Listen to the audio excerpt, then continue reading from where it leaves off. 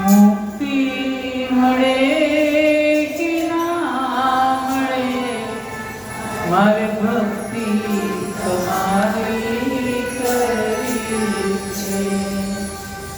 મારો કંઠ મધુરો ન હોય ભલે, મારો સુર બેસુરો હોય ભલે, શબ્દો મળે કે ના મળે, મારી કવિતા તમારી કરવી. હું જ સૌથી શ્રેષ્ઠ છું એવી મગજમાં રહી છે ને અક્કડ ફરે છે ને, એને એ અભિમાન છે, એને હું ક્યારે દેખાતો નથી. માટીને કુંભાર ધરતીમાંથી ખોદી લાવે, એ ધરતીને દુઃખ તો પડે ને, અને ધરતીને છોડતા માટીને પણ એટલું દુઃખ થાય. પછી એ માટી લઈને ગધેડાની પર નાખે અને ભર બજારમાં લઈ નીકળે, શરમ નહીં આવતી હોય? માટીમાં ભગવાન છે. પછી કુંભાર ઘેર લાવી અને પછી મૂકી અને એની અંદર પાણી રેડે, પાણી રેડે ને પછી લાતો મારે ગુંદે, કેટલી લાતો ખાય. પછી એને પિંડ બનાવી અને એને ચક્કર ઉપર ચડાવે, એ ચાકડા ઉપર ચડે ને કેવો ગોળ ગોળ ગોળ ગોળ ફરે. આપણને 2 મિનિટ ગોળ ગોળ ફેરો ચડો ચક્કર ખાઈ નીચે પડીએ. એમાંથી સરસ પાત્ર બને, પાત્રમાંથી પછી એને સરસ વસ્ત્રો પહેરાવે, સરસ કલર કરે, રંગ કરે, અને પછી એ ઘડો એમ કે હું કેટલે સરસ દેખાઉં છું, પણ ખરી પરીક્ષા તો હવે છે તારી. અગ્નિમાં તપાવે,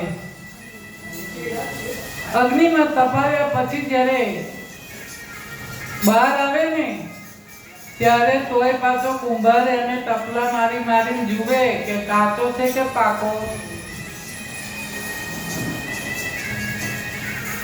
પાકો હોય ને તો પછી આમ મસ્ત ગોઠવી વેચવા મૂકે, અને તોય બેનો જ્યારે ઘડો લેવા જાય ને તો ફરી ટીપી જુએ.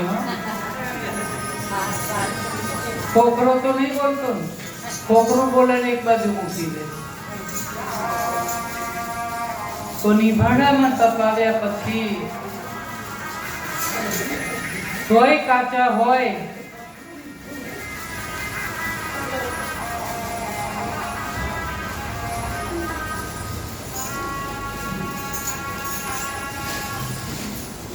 અને બસ ભક્તોનો તો શું હોય કે ભક્તોને એક જ ભગવાન, દુનિયા ડૂબી ગઈ છે.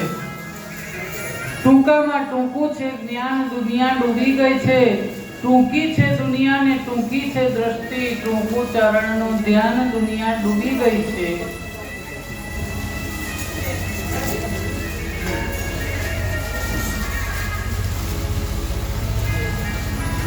તેમને મોકલાય કે અહીંયાથી ગામની બહાર જાઓ, ત્યાં એક તમને સંત મળશે અને એને તમે ગુરુ બનાવી દેજો. નામદેવને કહે છે વિઠોબા. ત્યાં જાય મસ્તરામ, એક શિવાલયમાં જાય, શિવાલયમાં જોવે ને ત્યાં એક મસ્તરામ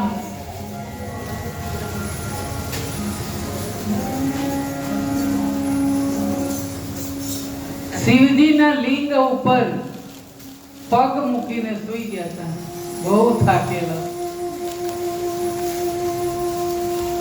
નામદેવે જોયું કરે અને ગુરુ ચડાવ્યા. અભૂત કોઈ ભગવાનના શિવલિંગની ઉપર કઈ પગ મૂકીને સૂઈ જાય? ના ના, આ મારા તોલે તો ના જ આવે. અને આ વિઠોબાએ કેમ મને મોકલ્યો છે હવનો ગુરુ કરવા?